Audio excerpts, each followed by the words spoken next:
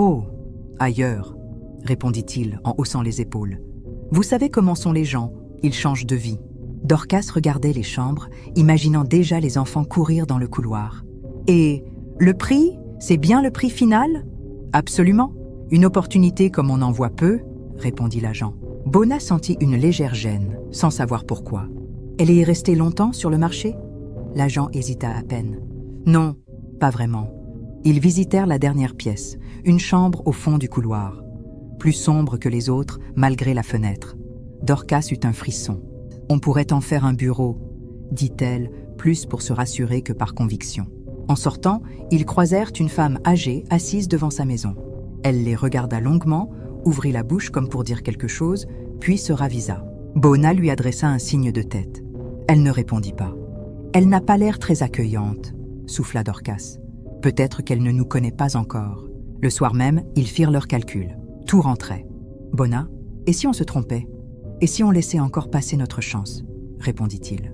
Ils signèrent quelques jours plus tard. Le jour de l'emménagement, le camion s'arrêta devant la maison.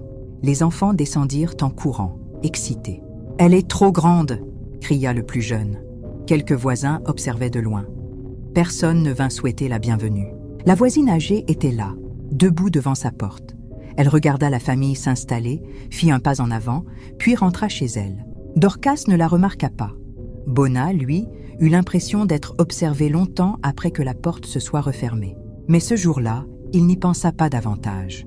Car quand on croit enfin toucher le bonheur, on évite de regarder les détails qui dérangent. Les premiers jours se déroulèrent sans incident notable. Les enfants couraient d'une pièce à l'autre.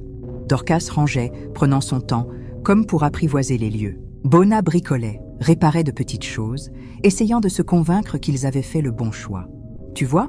dit-il un soir. « Finalement, elle est bien cette maison. »« Oui, » répondit Dorcas avec sourire.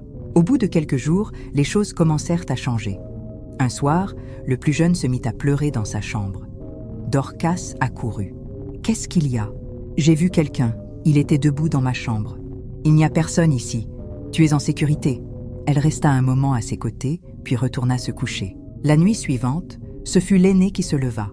Bona le trouva debout dans le couloir, les yeux ouverts. « Pourquoi tu ne dors pas ? » ?»« J'écoute, » répondit l'enfant. « Tu écoutes quoi ? » ?»« La maison. » Bona plissa le front. « Allez, au lit. » Il raccompagna son fils, referma la porte et se dit que les enfants inventaient toujours des choses quand ils changeaient d'environnement. Mais les réveils nocturnes devinrent fréquents. Les enfants se levaient fatigués, avec des cernes qu'ils n'avaient jamais eues auparavant. Bona, lui, commença à remarquer